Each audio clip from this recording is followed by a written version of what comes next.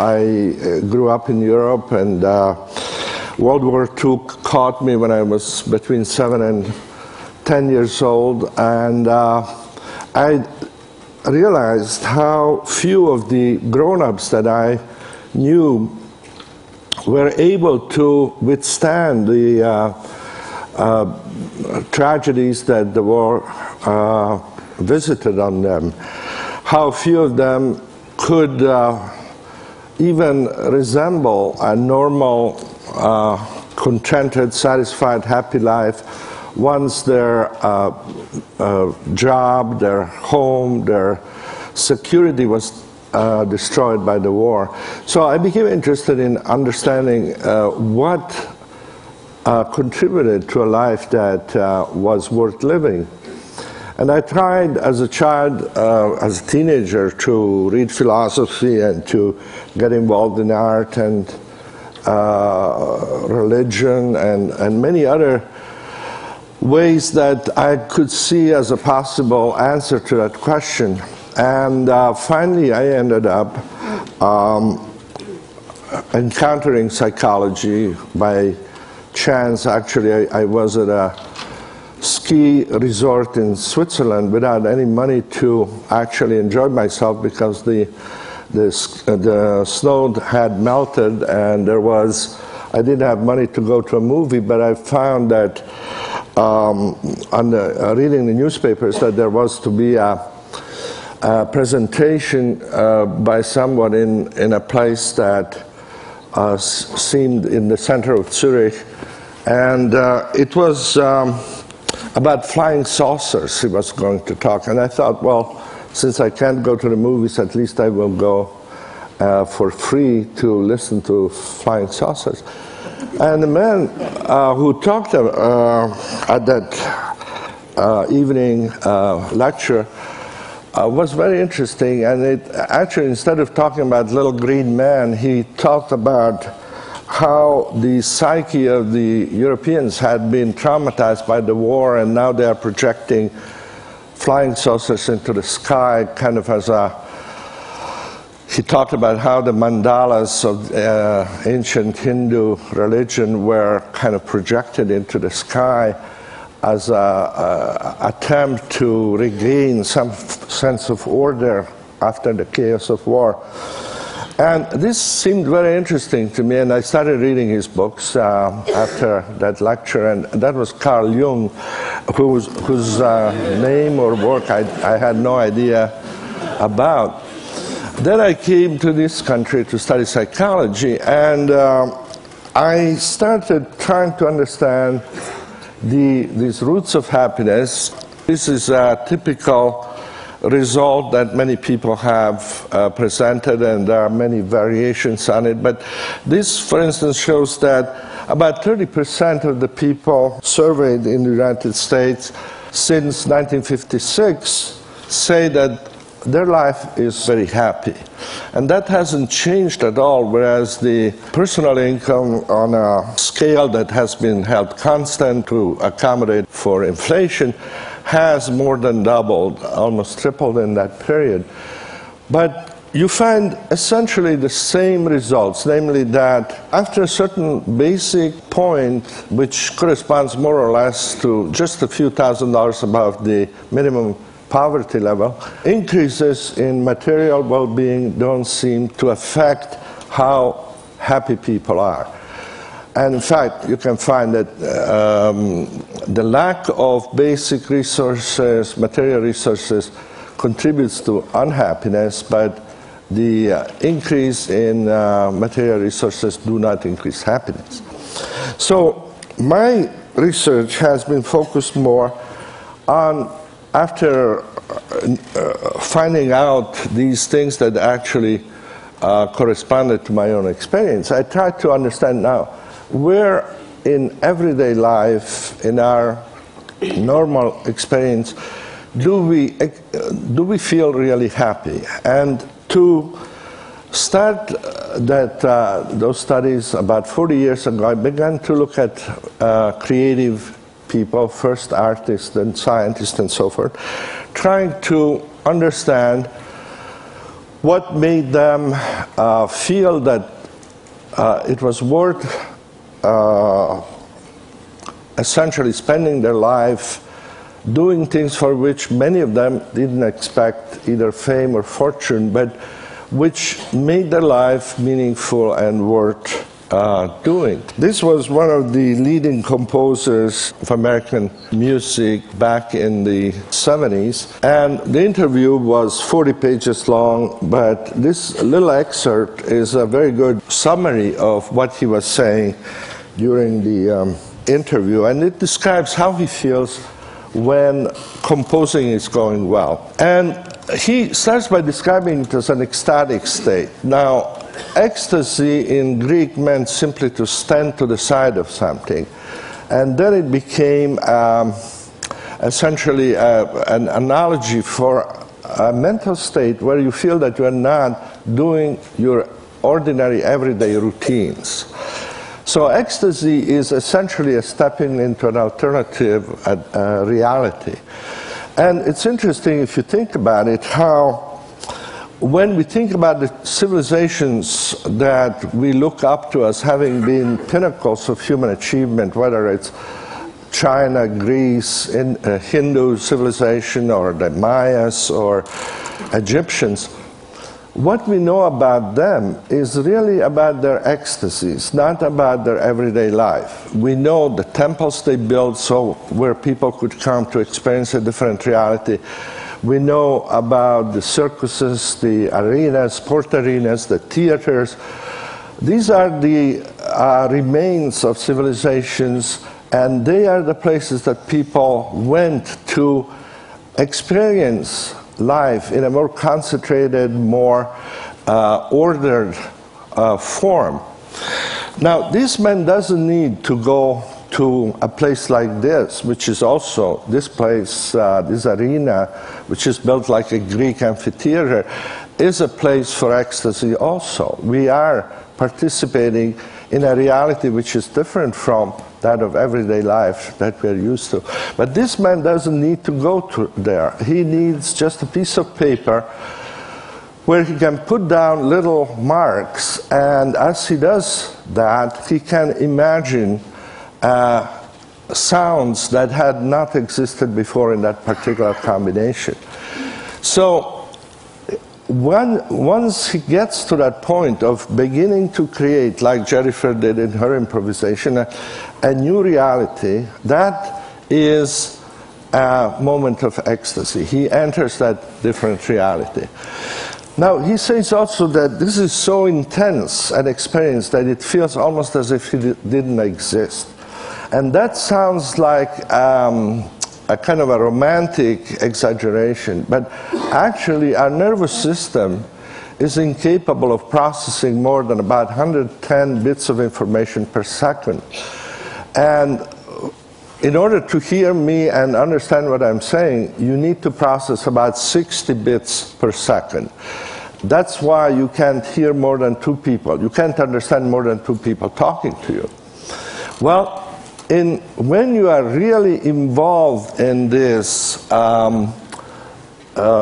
completely engaging process of creating something new, as this man does, he doesn't have enough attention left over to monitor how his body feels or his problems at home.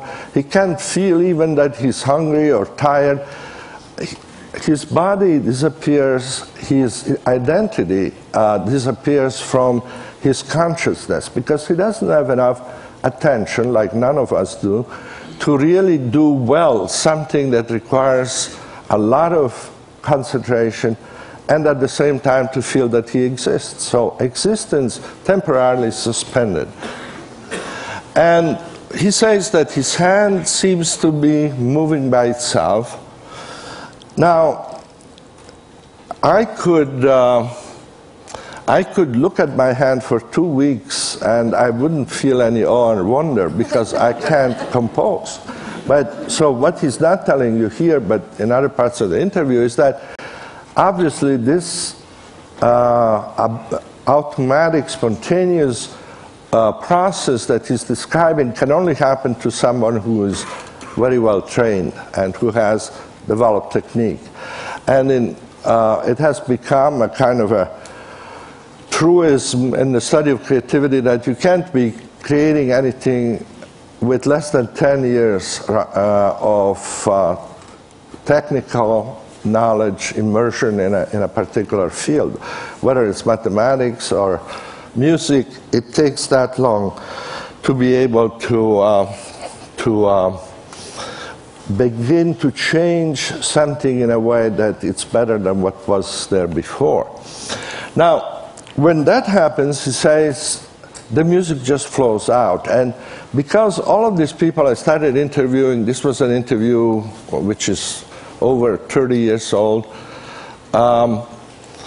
so many of the people describe this as a spontaneous flow that I call this type of experience the flow experience. And it happens in different realms. For instance, a poet describes it in this form. This is by a student of mine who interviewed some of the leading writers and poets in the United States, and it describes the same effortless, spontaneous feeling that you get when you enter into this ecstatic state. This poet describes it as opening a door that floats up in the sky.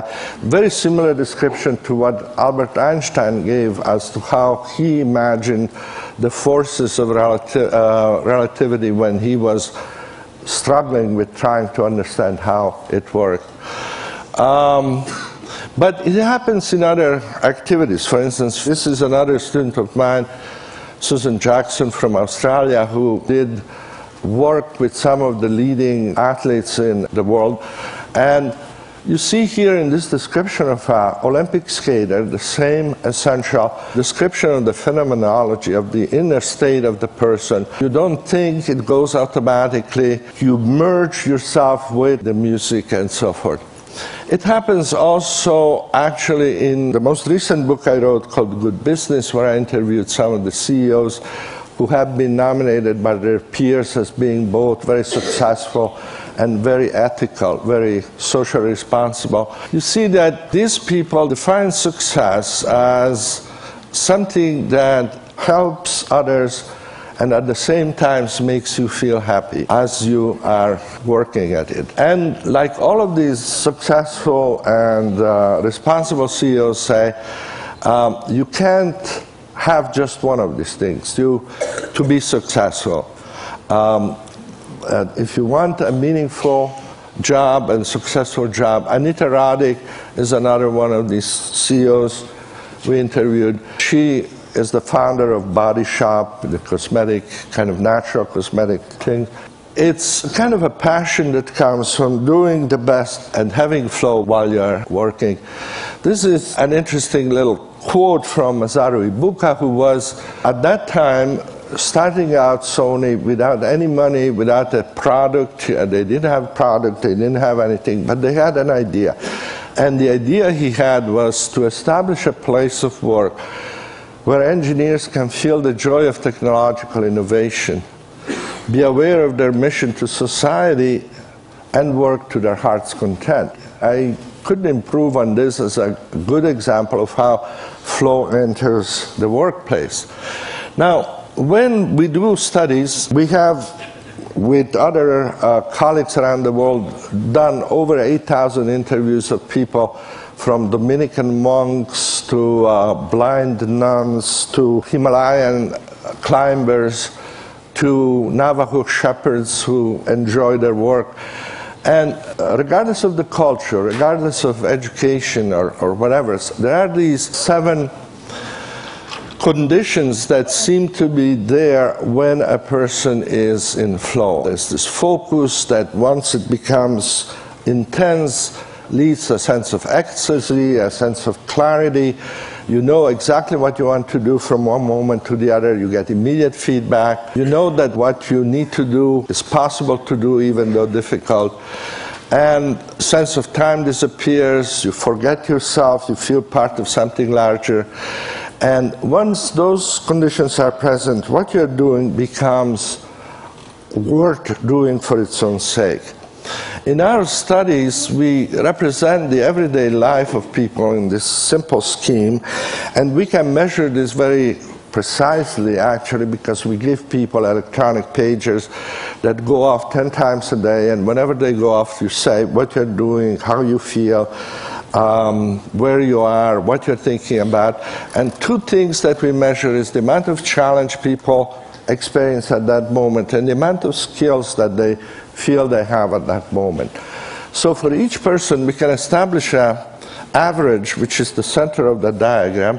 That would be your mean level of challenge and skill, which will be different from that of anybody else. But you have a kind of a set point there, which would be in the middle.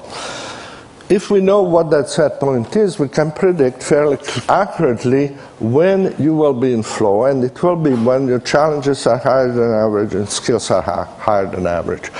And you may be doing things very differently from other people, but for everyone, that flow channel, that area there, will be when you are doing what you really like to do. Play the piano, probably. Be with your best friend. Perhaps work, if work is what provides flow for you. And then the other areas become less and less positive. Arousal is still good because you are over challenged there. Your skills are not quite as high as they should be, but you can move into flow fairly easily by just developing a little more skill. So arousal is the area where most people learn from, because that's where they are pushed beyond their comfort zone, and that to enter, going back to flow, then they develop higher skills.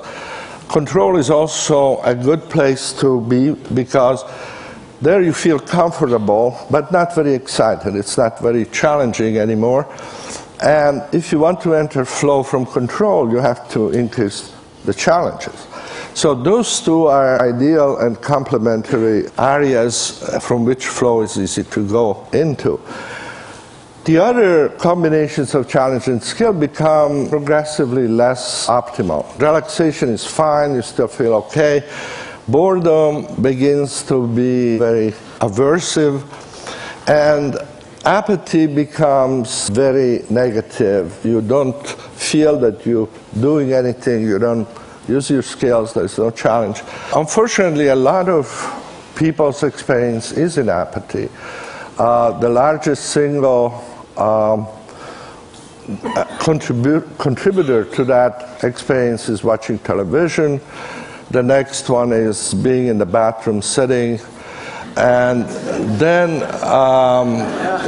even though sometimes watching television about 7 to 8% of the time is in flow, but that's when you choose a program you really want to watch and you get feedback from it. So the question we are trying to address, and I'm way over time, is how to put more and more of everyday life in that flow channel. And that is the kind of challenge that we are trying to understand, and some of you obviously know that how to do that spontaneously without any advice, but unfortunately a lot of people don't, and that's what our mandate is in a way to do. Okay? Thank you.